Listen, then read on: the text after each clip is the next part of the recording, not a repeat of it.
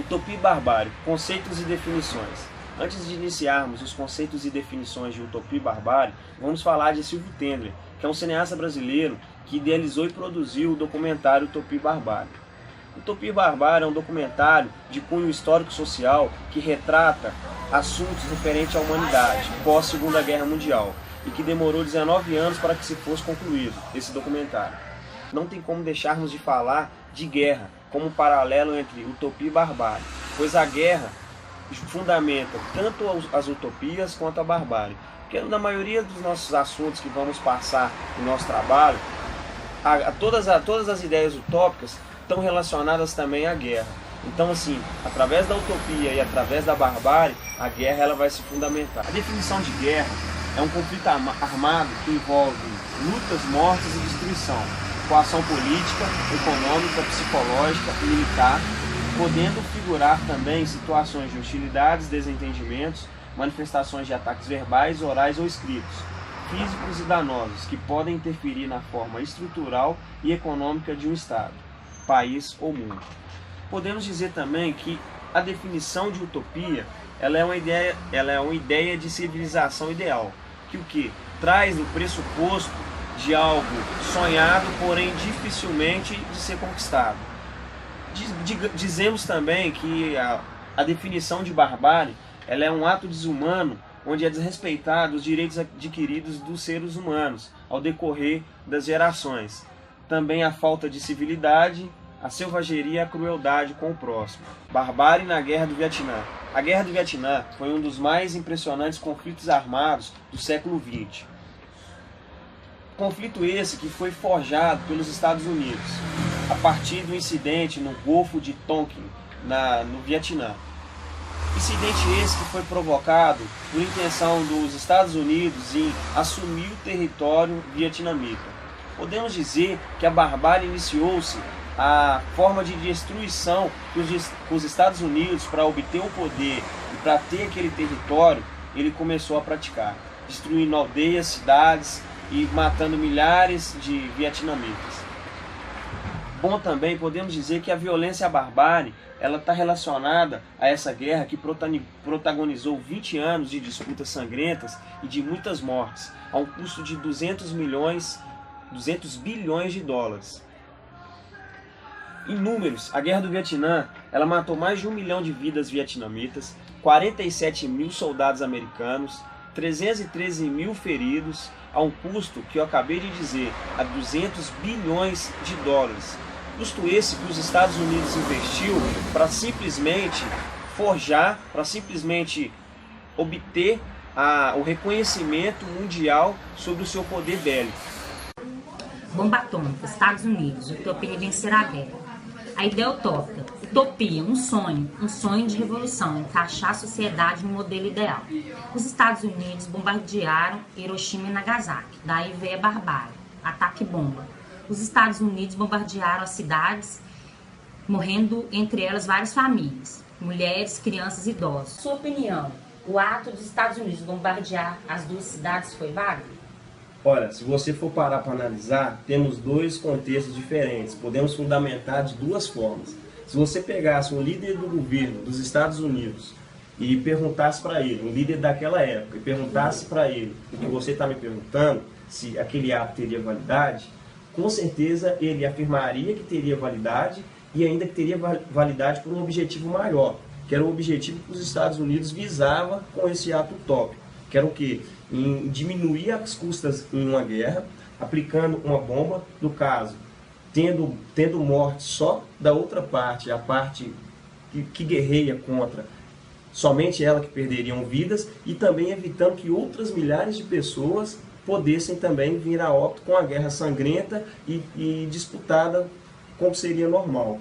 Agora, se você pegasse um cidadão dessas duas cidades, de Hiroshima e Nagasaki, e perguntasse para ele, fazesse essa mesma pergunta, ele te diria que além de ser um ato inválido, o que os Estados Unidos fez, foi uma barbárie, pois não deu possibilidade de reação e muito menos possibilidade de defesa daqueles cidadãos. Então, dessa forma, podemos dizer que tanto a utopia quanto a barbárie pode ser fundamentada de diferentes pontos de vista, seja ele do ponto de vista correto ou não.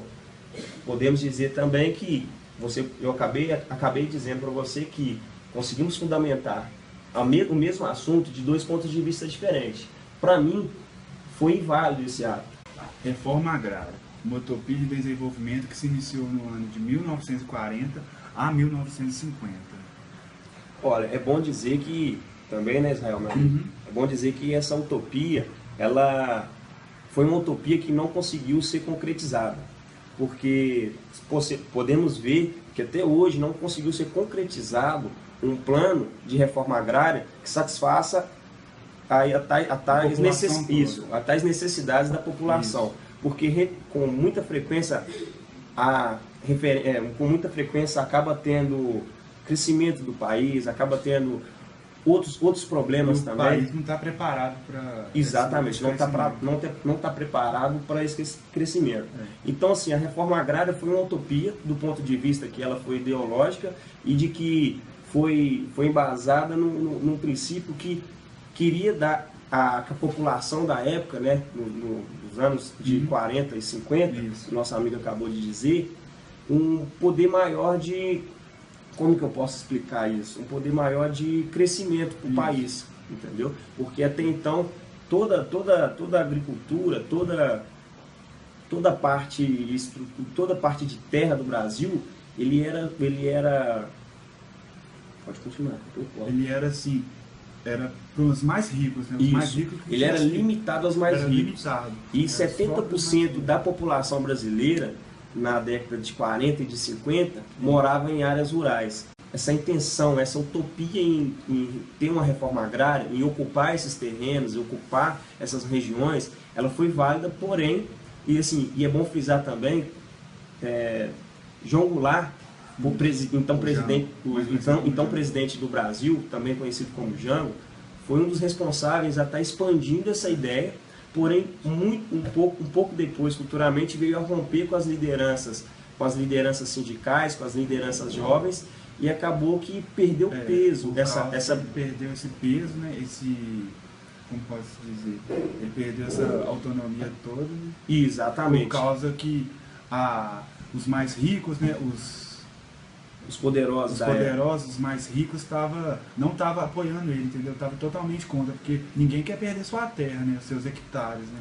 Então, dessa forma, a gente destaca bem isso. A utopia é uma utopia até hoje. Não só foi uma utopia nos anos 40, nos anos 50, mas também é uma utopia até hoje do brasileiro ele ter essa reforma agrária de forma bem dividida, né? De forma distributiva, de uma forma correta. Então, assim, a gente encerra essa parte sobre a reforma agrária. O nazismo foi uma política ditatorial que governou a Alemanha nos anos de 1933 a 1945. Adolf Hitler foi o presidente da Alemanha que mostrou em seu discurso um conteúdo de ideias utópicas, assim agradando a sociedade alemã. Porém, depois de assumir o poder, começaram as barbaridades. Hitler aplicou as leis de Nuremberg, tentando não misturar as outras raças, que seriam os judeus, com a descendência alemã, tendo assim as mortes daqueles que os nazistas pré-julgavam impuros. Direta já. Utopia. A direta já, ao meu ponto de vista, foi uma utopia por qual motivo?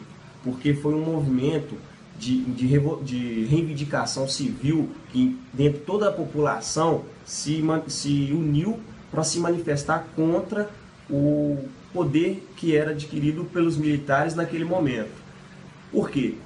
O Brasil ele passava por uma dificuldade séria financeira, alta inflação, e fora que não obtinham, os cidadãos brasileiros não obtinham direitos que são considerados como direitos fundamentais.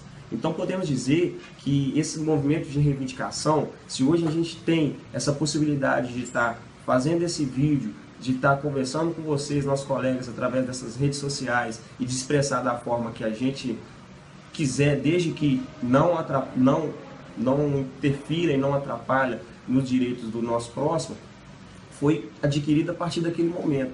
Porque até então o Brasil ele era chefiado, né? ele era presidido por um militar.